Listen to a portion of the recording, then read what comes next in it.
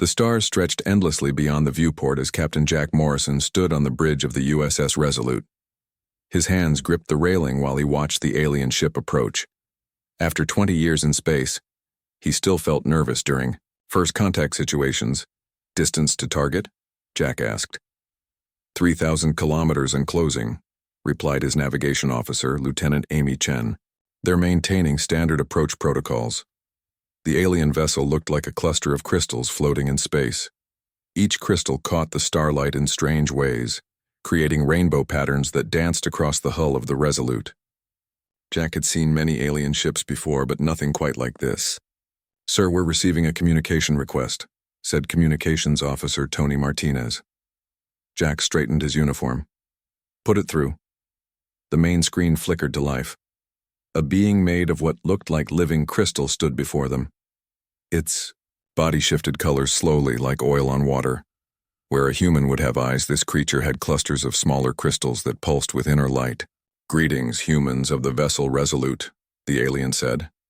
Its voice came through the translator as smooth and melodic. "I am Vixlar of the Zarathi Scientific Collective. We come in peace to exchange knowledge." Jack stepped forward. "Welcome, Vixlar. I'm Captain Jack Morrison. We're honored by your visit. Please come aboard." 20 minutes later, Jack stood in the main airlock with Ambassador Kevin Brooks and several crew members.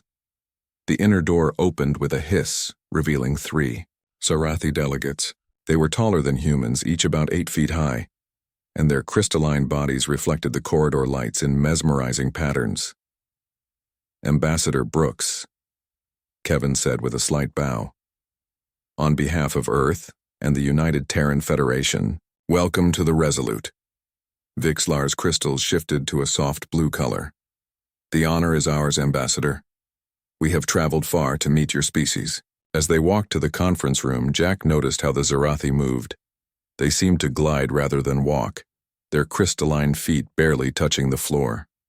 The other 2 aliens stayed close to Vixlar, their bodies shifting between green and purple hues.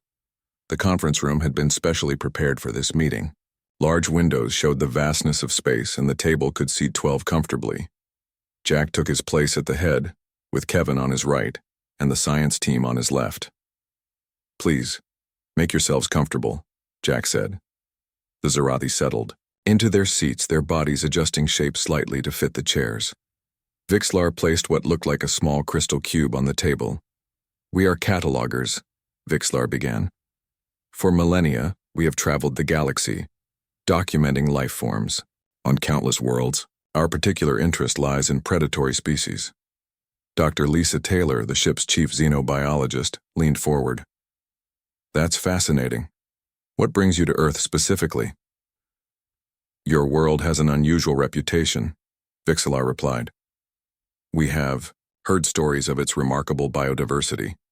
The number of predatory species on your planet exceeds most worlds by significant margins. The other Zarathi, introduced as Kalthax and Zinmar, pulsed with what seemed like excitement. Their crystals shifted to bright yellow. "We wish to learn about your apex predators," Kalthax said, "the most dangerous creatures your world has produced." Commander Pete Wilson exchanged glances with Jack. "Well, we'd be happy to share that information. Earth certainly has its share of dangerous animals."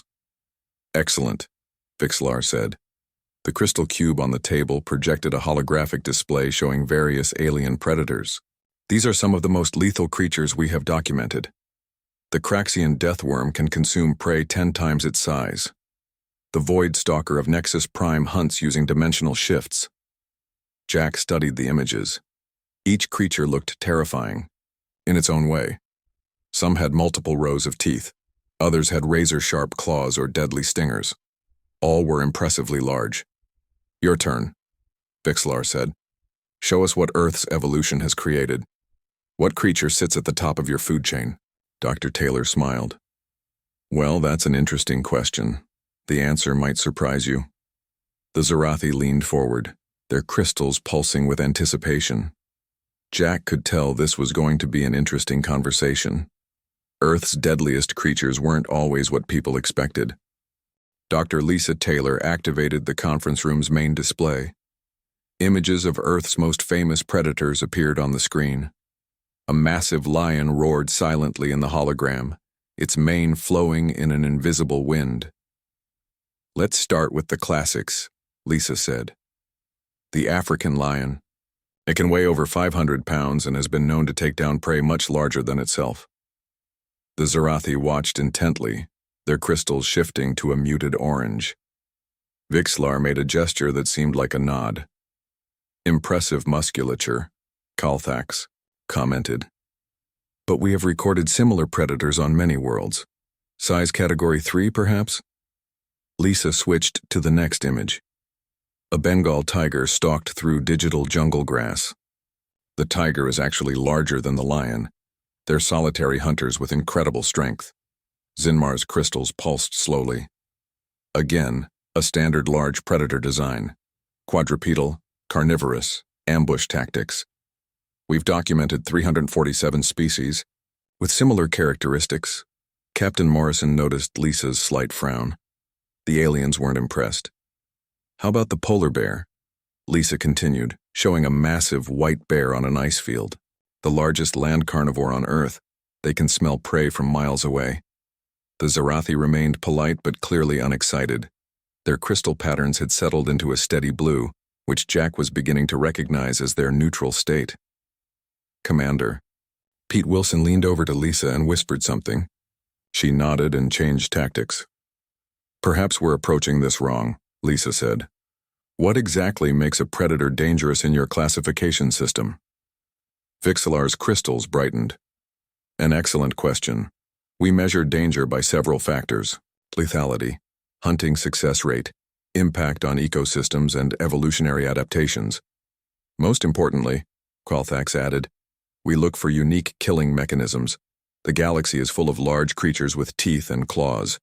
We seek the exceptional." Lisa glanced at Dr. Maria Sanchez, who had been sitting quietly at the end of the table. Maria was the team's specialist in venomous creatures. She gave Lisa a small nod. "In that case," Lisa said, "let me show you something different." The display changed. Instead of a massive predator, a small octopus appeared, its blue rings glowing against brown skin. "This is the blue-ringed octopus," Lisa explained. "It's tiny, about the size of a golf ball, but it carries enough venom to kill 26 adult humans in minutes." The change in the Zarathi was immediate. All three aliens leaned forward, their crystals shifting to bright yellow with flashes of green. "Fascinating," Vixlar said. "Such potency in such a small form. Tell us more." "The venom contains tetrodotoxin," Maria spoke up for the first time. "It causes paralysis by blocking sodium channels in nerve cells. The victim remains fully conscious but cannot move or breathe."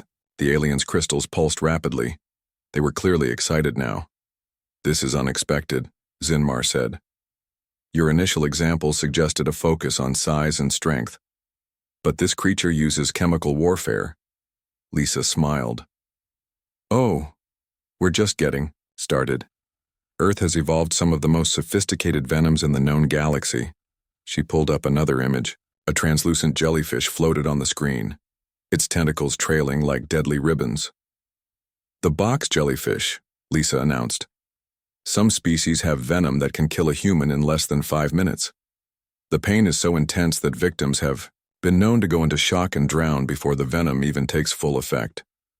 The Zarathi were now completely engaged. Their crystal bodies hummed with what seemed like excitement, colors shifting rapidly between yellow and green. "Remarkable efficiency," Kalthax observed.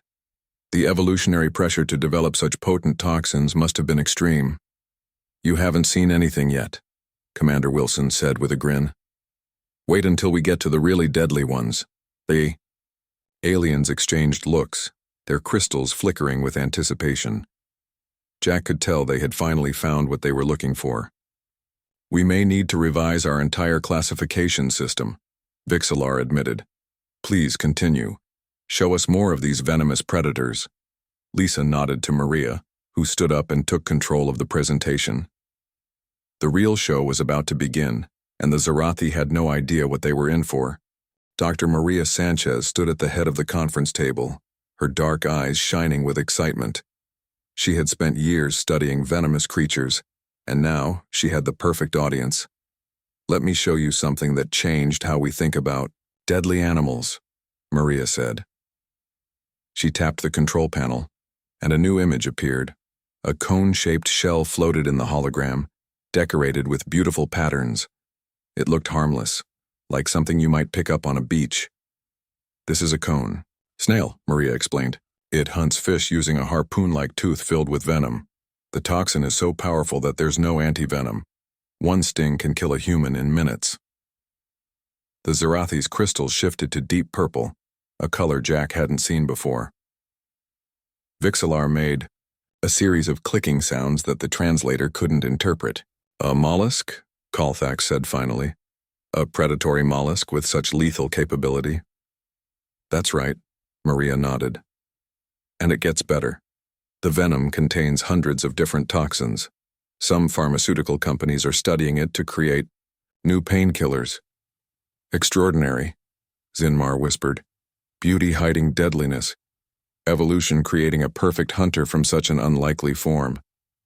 Maria moved to the next slide. A small brown spider appeared, so ordinary-looking that it might go unnoticed in any garden. "The Brazilian wandering spider," she announced. "Its venom attacks the nervous system, causing loss of muscle control, breathing problems, and extreme pain. Without treatment, death can occur within hours." The aliens were now completely absorbed. Their crystalline bodies hummed at a higher frequency, and colors rippled across their surfaces like waves.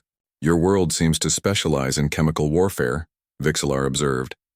"We've documented venomous species before, but the variety and potency on Earth is unprecedented." "Oh, we're just warming up," Commander Wilson said with a smile. Maria brought up another image. A small frog with bright blue skin sat on a leaf, looking almost like a jewel.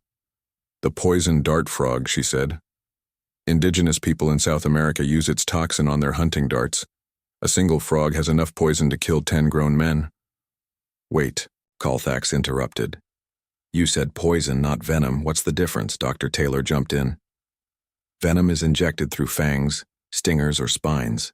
Poison is absorbed through touch or ingestion. Both can be equally deadly." The Zarathi's crystals flickered rapidly as they processed this information. They seemed to be communicating with each other through subtle color changes. "We must recalibrate our danger assessments," Zinmar said. "Size clearly has no correlation with lethality on your world." Maria nodded. "Exactly. Some of our deadliest creatures are the ones you might never notice." She pulled up a new image. A small fish with stone-like camouflage appeared on the screen. "The stonefish," Maria continued.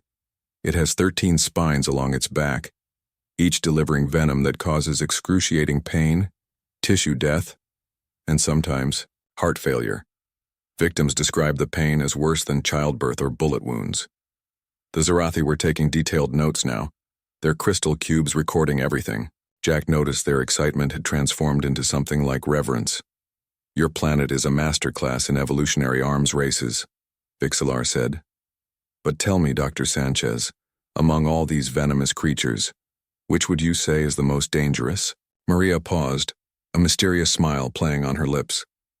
"Well, that depends on how you measure danger. If we're talking about venom potency alone, there's one creature that stands above all others."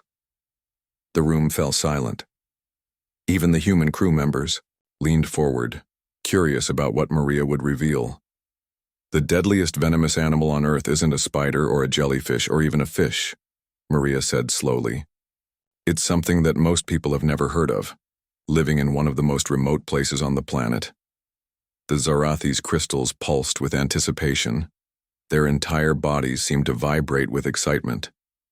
"Please," Vixalar said, his voice barely above a whisper. "Show us this ultimate predator." Maria looked at Captain Morrison, who nodded. She took a deep breath and prepared to reveal Earth's most lethal secret.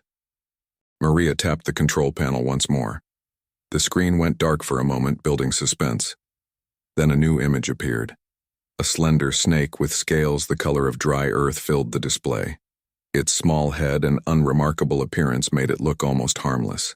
"This," Maria said quietly, "is the inland taipan, also known as the fierce snake. It lives in the remote deserts of central Australia. The Zarathi studied the image carefully, their crystals dimmed to a confused gray color. It appears ordinary, Kalthak said hesitantly. Surely this cannot be your most dangerous creature? Maria smiled. Don't let its appearance fool you. The inland taipan has the most toxic venom of any snake on Earth. In fact, it has the most toxic venom of any reptile on the planet. She pulled up a new slide showing venom comparison charts. The inland taipan's bar stretched far beyond all others. A single bite from this snake contains enough venom to kill 100 adult humans, Maria continued. Or 250,000 mice if you prefer that measurement. The Zarathi's crystals exploded into brilliant white light. Jack had to shield his eyes from the sudden brightness. 100 humans? Vixalar repeated, his voice filled with disbelief. From one bite? That's correct, Maria confirmed. The venom contains neurotoxins, hemotoxins, and myotoxins. It attacks the nervous system, blood, and muscles simultaneously. Lieutenant Frank Roberts stepped forward with a data tablet. I've prepared some comparative analysis, he said. May I? Maria nodded, and Frank connected his tablet to the main display. Charts and graphs appeared, showing the inland taipan's venom potency compared to other deadly creatures. As you can see, Frank explained, the inland taipan's venom is approximately 50 times more toxic than that of the Indian cobra, and 10 times more toxic than the Mojave rattlesnake. The Zarathi were silent, their crystals pulsing rapidly as they processed this information. Zinmar leaned forward, studying every detail on the screen. But if this creature is so deadly, Qualthax asked finally, why haven't we heard of mass casualties? Surely something this lethal would have a fearsome reputation. Dr. Taylor spoke up. That's the fascinating part. Despite its incredibly potent venom, the inland taipan is actually quite shy. It lives in remote areas and actively avoids human contact. There has never been a recorded human death from an inland taipan bite in the wild, Maria added. They prefer to flee rather than fight. When they do bite, it's purely defensive. The Zarathi's crystals shifted through a rainbow of colors. They seemed to be having trouble reconciling the data with their expectations. This challenges everything we thought we knew about predatory evolution, Vixalar said slowly. A creature with such overwhelming lethal capacity that chooses not to use it? Evolution doesn't always select for aggression, Commander Wilson explained. Sometimes the most successful survival strategy is to have a powerful deterrent, but avoid conflict altogether. Frank brought up another slide showing the snake's habitat. The inland taipan lives in deep cracks and crevices in the Australian outback. Its prey consists mainly of rats and other small mammals. The extreme potency of its venom ensures quick kills, minimizing the risk of injury to the snake itself. Remarkable efficiency, Zinmar murmured. Maximum lethality with minimum risk, a perfect evolutionary solution. What's most impressive, Maria continued, is that the inland taipan's venom composition changes with the seasons. It becomes more potent in winter when prey is scarce, ensuring no meal is wasted. The Zarathi were now completely absorbed in the data. Their recording crystals glowed steadily as they documented everything. In our entire database, Vixalar said, his voice filled with awe, we have nothing that compares to this. We've cataloged creatures that can destroy cities, predators that hunt in packs of thousands, but nothing with such concentrated lethality in such a small package. Captain Morrison watched the aliens' reaction with satisfaction. Earth had just proven itself unique in ways they never expected. Vixalar stood up from his chair, his crystalline form towering over the conference table. His body pulsed with rapid color changes that seemed to indicate deep thought. I must see more proof, he said. These claims are extraordinary. Do you have detailed analysis of this venom, video documentation, scientific studies? Captain Morrison nodded to Dr. Taylor, who had anticipated this request. She brought up a new set of files on the display. We have extensive research data, Lisa said. Here's a breakdown of the venom components. The screen filled with molecular diagrams and chemical formulas. The inland taipan's venom contained a complex mixture of proteins and enzymes, each identified and labeled. The primary neurotoxin is called taipoxin, Maria explained. It's one of the most powerful neurotoxins known to science. It works by blocking nerve signals to muscles, causing paralysis within minutes. Colfax leaned closer to the screen, his crystals glowing bright orange. And these other components? Procoagulants that cause blood clotting, Maria continued. Myotoxins that destroy muscle tissue, hemotoxins that break down blood cells. The combination is devastatingly effective. Frank Roberts added more data to the display. We also have video footage from research facilities. Would you like to see the snake in action? The Zarathi delegates exchanged quick pulses of light. Yes, Vixlar said. Show us everything. The video began playing. It showed an inland taipan in a controlled environment, moving with smooth, deliberate motions. The snake's scales gleamed under laboratory lights as it hunted a rat. The strike happened so fast that Frank had to replay it in slow motion. The snake's head shot forward, fangs extended, delivering venom in a fraction of a second. The rat collapsed, almost immediately. Notice the precision, Maria commented. The snake injects exactly the right amount of venom. No waste, no excess, pure efficiency. The Zarathi watched in absolute silence. Their crystals had settled into a steady golden glow, indicating intense focus. Another video showed venom extraction. Scientists carefully milked the snake, collecting the pale yellow liquid in a glass vial. That small amount, Lisa pointed to the vial, could kill everyone in this room several times over.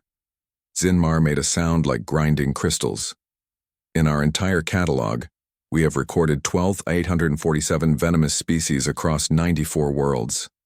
None approach this level of toxicity. How did such a creature evolve? Colfax asked. What evolutionary pressure could produce venom of this potency? Dr. Taylor pulled up maps of the Australian outback. The inland taipan evolved in one of Earth's harshest environments.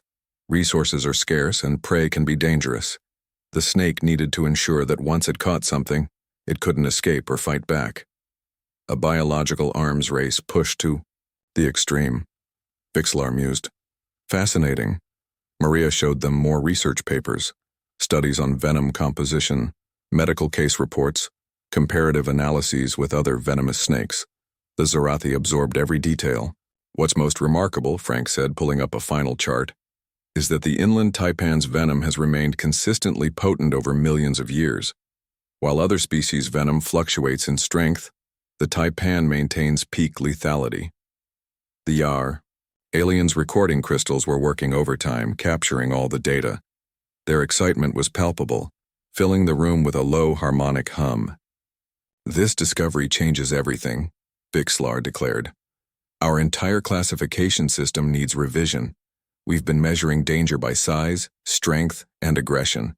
We never considered that the deadliest predator might be small, reclusive, and defensive. Earth keeps surprising us, Colfax added. First, the variety of venomous creatures. Now, this ultimate example of evolutionary perfection. Captain Morrison smiled. Would you like copies of all our research data? The Zarathi's crystals flashed brilliant white again. Yes, Vixlar said eagerly. Everything you have. This information is invaluable. As the data transfer began, Jack realized they had just changed how an advanced alien civilization thought about biology. All because of a shy snake from the Australian desert. The data transfer continued as the Zarathi studied the inland taipan research with growing fascination. Their crystals maintained a steady golden glow, occasionally flashing with bursts of excitement. Tell me, Vixlar said after a long silence, how did your scientists discover this creature's true nature? Surely they didn't test its venom on humans. Dr. Sarah Kim, the ship's medical officer, stepped forward. We use laboratory tests and computer models. The LD50 test measures how much venom is needed to kill 50% of test subjects, usually mice. But we also study bite victims who survive, Maria added. Though rare, some people have been bitten in captivity situations.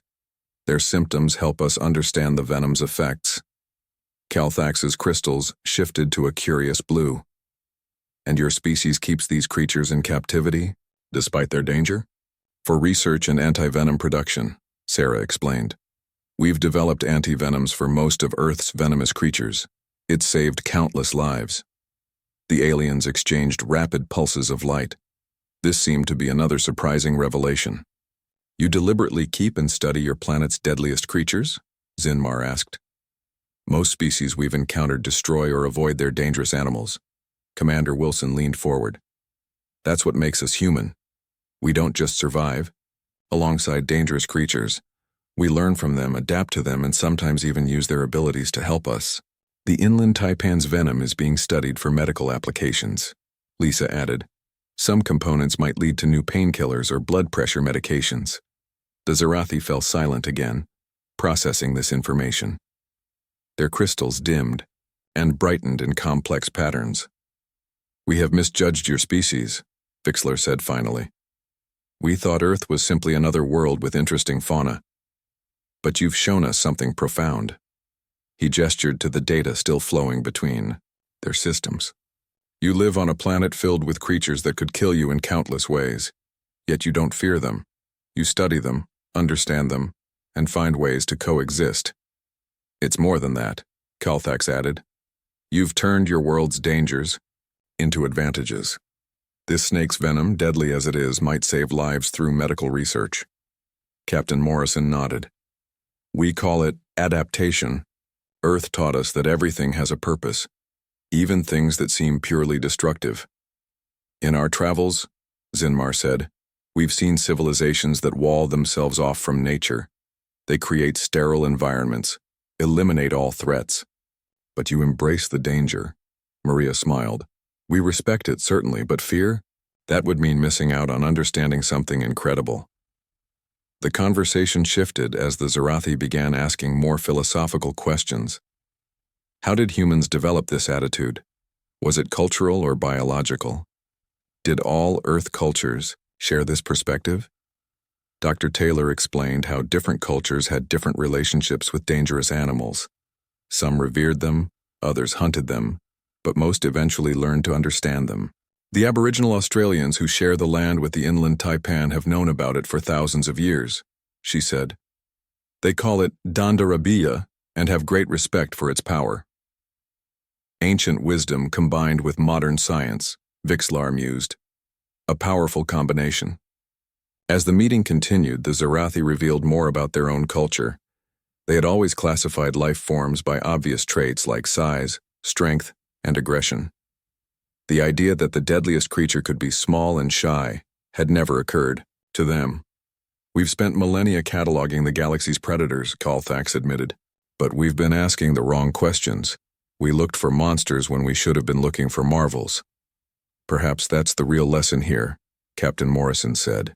The universe's greatest dangers often come in unexpected forms, and sometimes what we fear most can teach us the most. The Zarathi's crystals pulsed in agreement. Their entire understanding of biological danger had been transformed by a simple snake from Earth's desert. Vixler stood and walked to the viewport, gazing out at the stars. His crystalline body reflected the distant light as he seemed to contemplate something profound. We have a proposal, he said, turning back to face the humans. Our database contains information on thousands of worlds and their life forms. We would like to share this with you. Captain Morrison raised his eyebrows. In exchange for what? For the opportunity to study Earth's venomous creatures more closely, Vixlar replied.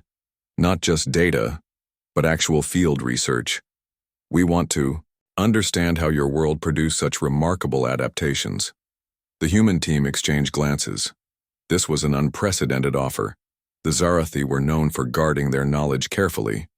A joint research expedition? Dr. Taylor asked.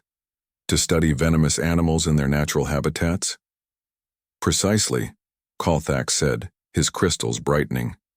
We propose a collaborative mission. Your expertise combined with our technology could revolutionize our understanding of evolutionary biology. Commander Wilson leaned toward the captain. This could be huge for Earth science, he whispered. Morrison nodded slowly. We'd need to establish protocols, safety measures. The creatures we're discussing are extremely dangerous. Of course, Zinmar agreed. We have containment fields and scanning technology that can observe without disturbing. No life form would be harmed. Maria's eyes lit up. We could start with the inland taipan's habitat. The Australian outback has dozens of other venomous species too. It would be perfect. And after that, Vixlar pressed, would you guide us to other locations, the Amazon rainforest, the deep oceans? Dr. Kim raised a concern. Some of these creatures are protected. We have conservation laws. We understand, Vixlar assured her. Our scanning methods are completely non-invasive. We can study organisms at the molecular level without touching them. The discussion grew more detailed. The Zarathi explained their advanced bioscanning technology, which could analyze a creature's entire genetic makeup from a distance. They could even model evolutionary pathways and predict future adaptations. Imagine what we could learn, Lisa said excitedly. With your technology and our field knowledge, we could answer questions that have puzzled scientists for decades. Frank pulled up maps on the display. We could create a comprehensive survey of Earth's most toxic species. The scientific value would be immeasurable. The Zarathi's excitement was visible in their rapidly changing colors. They had clearly been hoping for this outcome. There's something else, Kalthak said. We've realized our classification system has a fundamental flaw. We'd like human scientists to help us redesign it. You want us to help rewrite your galactic biology catalog? Maria asked, amazed. Yes, Vixlar confirmed. Your perspective on what makes a creature dangerous is exactly what we've been missing. Size and aggression are poor measures of true lethality. Captain Morrison stood up. This is a big decision. I'll need to consult with Earth Command, but I can tell you that I'm personally in favor of this collaboration. As are we all, Wilson added, looking around at the nodding human team. While you seek approval, Zinmar suggested, perhaps we could begin planning. There's much to discuss about logistics and safety protocols. The meeting transformed into a planning session. Maps were displayed, potential research sites identified, and equipment requirements listed. The Zarathi shared holographic models of their containment fields and scanning arrays. One condition, Dr. Taylor said firmly. All research must benefit both species equally. Any discoveries about medical applications must be shared. Agreed, Vixlar said without hesitation. Knowledge should serve all intelligent life. As they worked out the details, both species felt the historic nature of this moment. A chance encounter about Earth's deadliest creatures had led to a scientific partnership that could change both civilizations. The inland taipan, hidden away in Australia's remote desert, had inadvertently become the catalyst for interstellar cooperation. 3 weeks later, the joint expedition team stood in the red dust of the Australian outback. The Zarathi had adapted surprisingly well to Earth's environment, their crystalline bodies shimmering in the harsh sunlight. Dr. Maria Sanchez led the group across the rocky terrain, scanning for signs of the inland taipan. Behind her, Vixlar and his team carried their advanced equipment, while human scientists followed with traditional gear. The snakes usually hide during the hottest part of the day, Maria explained. We'll have better luck near dawn or dusk. Kalthax pointed to a crack in the rocks. Our sensors detect movement, small mammalian life forms. Probably rats, Maria nodded.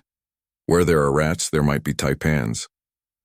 The expedition had already been a huge success. In just 3 weeks, they had documented dozens of species and made several breakthrough discoveries. The Zarathi scanning technology had revealed new information about venom evolution that would have taken humans decades to uncover. As the sun began to set, Zinmar's crystals suddenly flashed bright yellow. I'm detecting a unique biochemical signature. It matches the taipan venom profile. The team moved carefully toward the signal. There, coiled in the shade of a rock, was an inland taipan. Its scales caught the fading sunlight, creating patterns of brown and gold. Magnificent, Vixlar whispered, his crystals pulsing with awe. The snake noticed them but didn't flee. It watched with calm alertness, its tongue flicking to taste the air. Activate the containment field, Maria instructed. We don't want to stress it. A shimmer appeared in the air as the Zarathi technology created an invisible barrier. The snake could move freely, but the field would prevent any accidental contact. For the next hour, they observed and scanned the taipan. The Zarathi equipment captured everything, from its breathing patterns to the molecular structure of its venom glands. The snake eventually slithered away, disappearing into a crack in the earth. "Incredible," Colthax said. "To think something so small changed our entire understanding of predatory evolution." That evening, the team gathered at their research camp. The collaboration had exceeded everyone's expectations. Humans had gained access to advanced alien technology, while the Zarathi had learned to look beyond size and aggression when studying dangerous creatures. "You know what's funny?" Commander Wilson said, sitting by the campfire. "We started this conversation trying to impress you with lions and bears. Vixelar's crystals flickered and what they had learned was laughter, and instead you impressed us with something we would have overlooked entirely. The universe is full of such lessons," Captain Morrison added. "Sometimes the most important discoveries come from questioning our assumptions." Dr. Taylor raised her cup of coffee.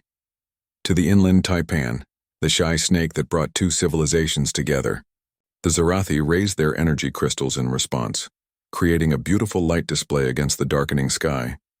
6 months later, the first joint publication was released. Redefining Danger, a new classification system for predatory species, became required reading across the galaxy. The inland taipan was featured prominently as the example of why size doesn't equal danger. Earth was officially designated as a Priority 1 research world. Scientists from dozens of species applied to study its unique biodiversity. The Zarathi established a permanent research station in Australia, working closely with human scientists. Maria often visited the research station, watching new teams of alien researchers react with the same amazement when they learned about Earth's venomous creatures. Each time she smiled, remembering that first meeting on the Resolute. The inland taipan had done more than showcase Earth's biodiversity. It had taught the galaxy that sometimes the most powerful lessons come in the smallest packages, and sometimes the deadliest predator is the one that chooses not to kill. As for humanity, they had proven once again that their greatest strength wasn't their technology or military might, but their unique perspective on the universe and their willingness to find wonder in unexpected places.